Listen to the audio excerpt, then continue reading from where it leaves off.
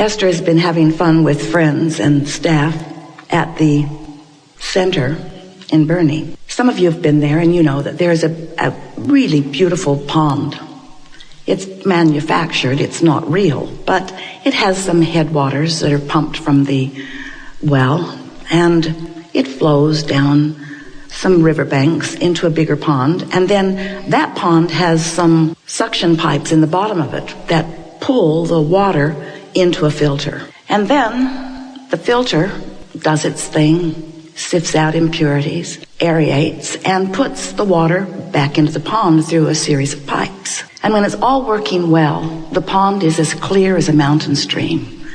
There are koi fish in it and goldfish and a catfish or two, or at least there were. The pond is an active thing. But then it started to get cloudy. People came, they assessed it, they put bigger pumps in, still cloudy. And finally it was determined that the pipes putting the water back were clogged. Not just a little, a lot. Caliche, solid.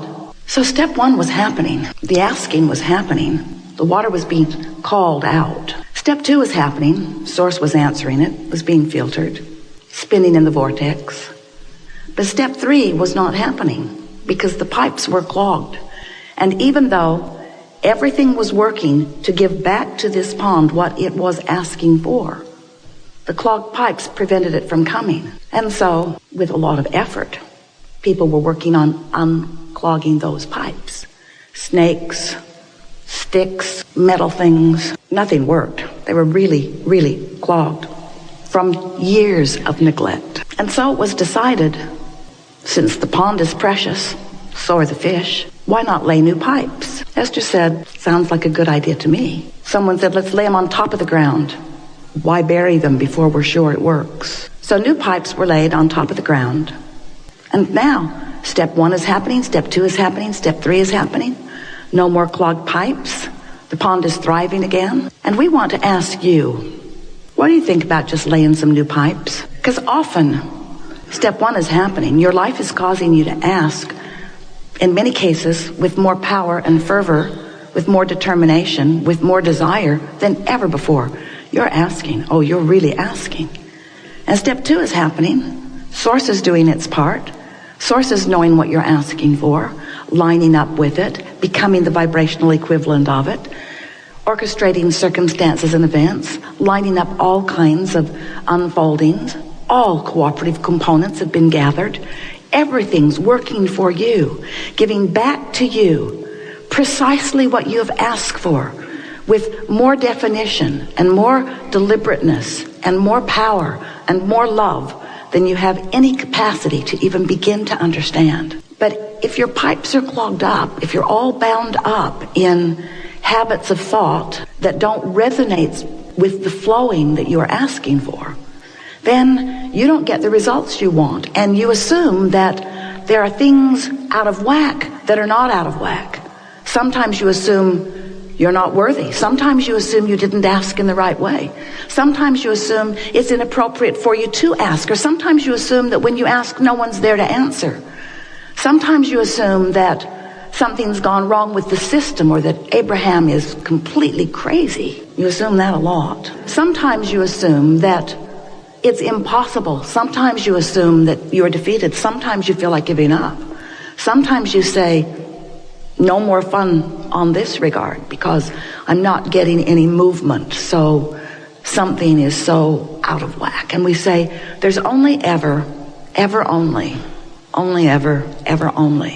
one thing out of whack. Because you can't stop asking. And Source never stops answering. But sometimes you get yourself bound up in a series of habits of thoughts. That's all a belief is a thought that you keep thinking. And you practice the thought, and law of attraction helps you practice it. Because when you get going on a thought's a vibration, you know. When you pick a vibration and you focus upon it just for a little while, law of attraction brings more like it.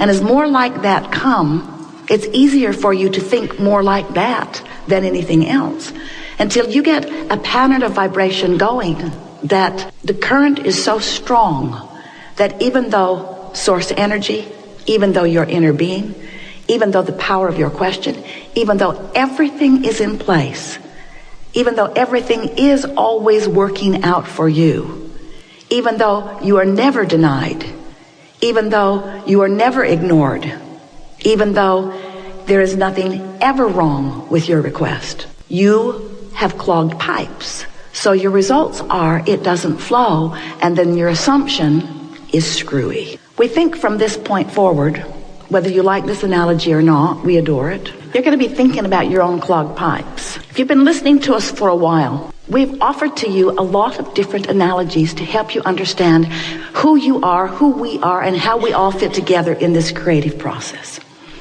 We explained to you that you are more than these physical bodies, that you are source energy, that you are extensions of source energy.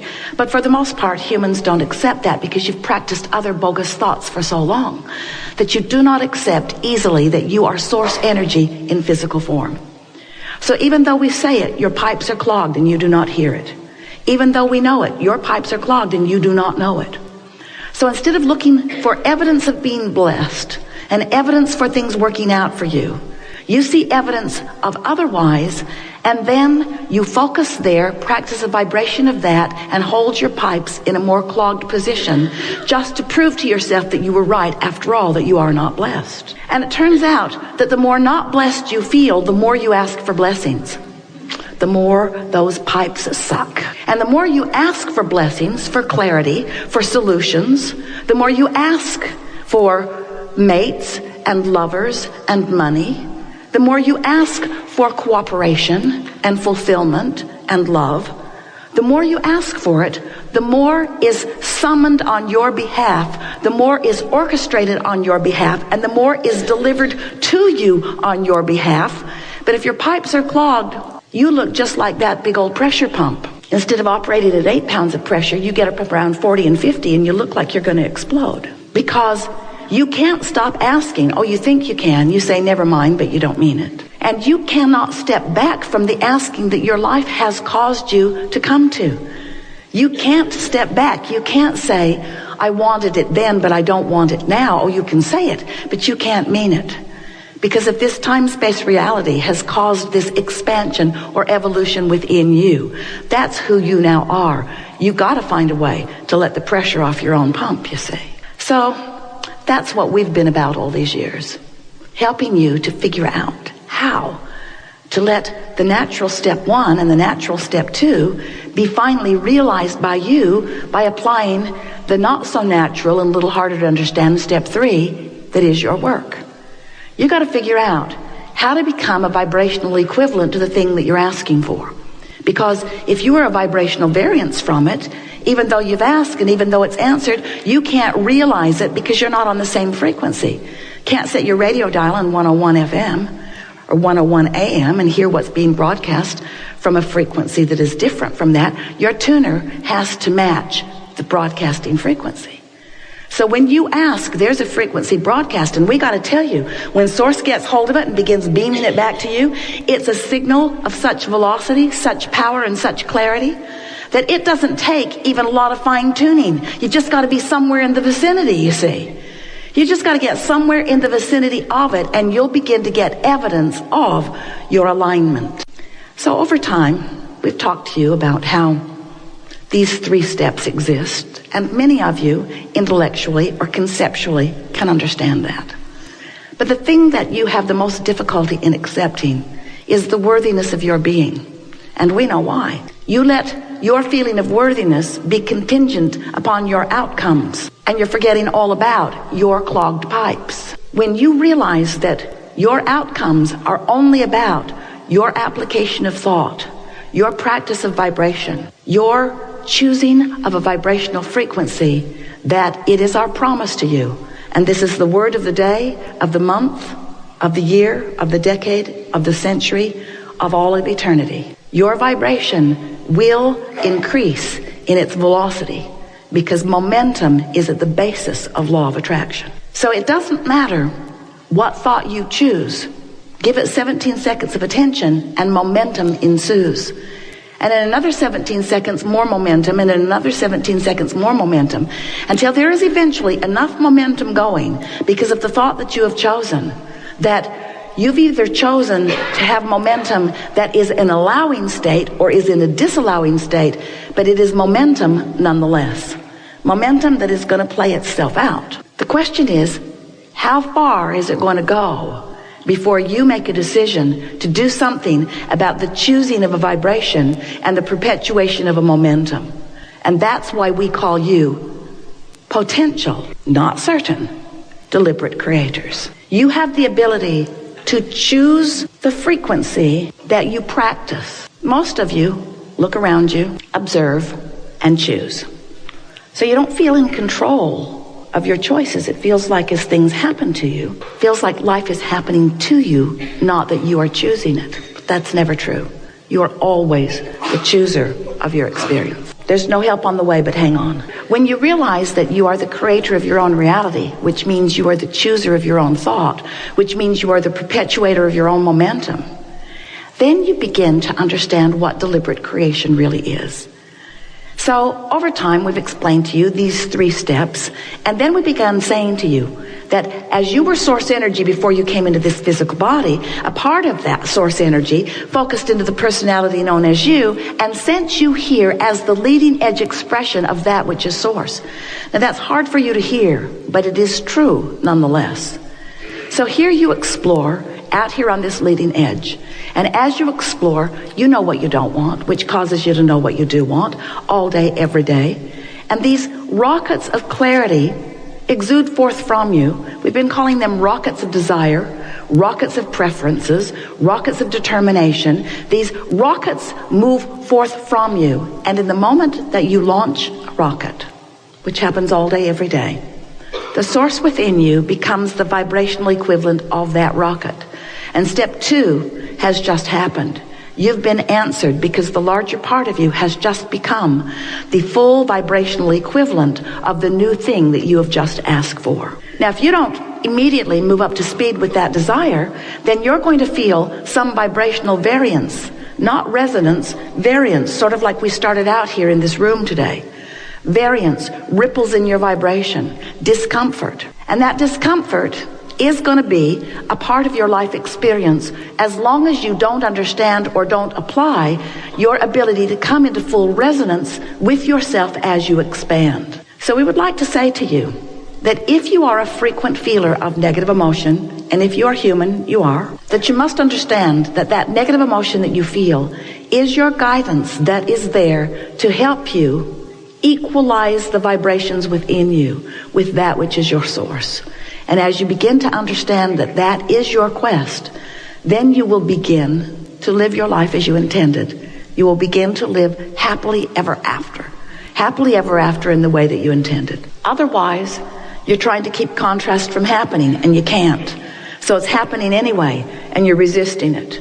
And as it's happening anyway, and you're resisting it, now you're not in vibrational sync with the expansion that took place because of it. And now you're attempting the impossible, which is withdrawing from this powerful energy that you were born to flow. You have access to the energy that creates worlds. Do you like that idea? We like that idea for you. Well, now you know, or at least you've heard, everything we know.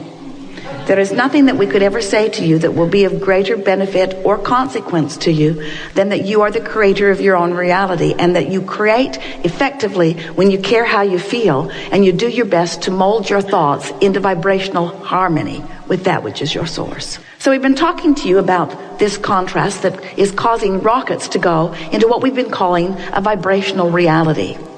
Later we called it a vortex of creation. It's the vibrational version that precedes all manifestation.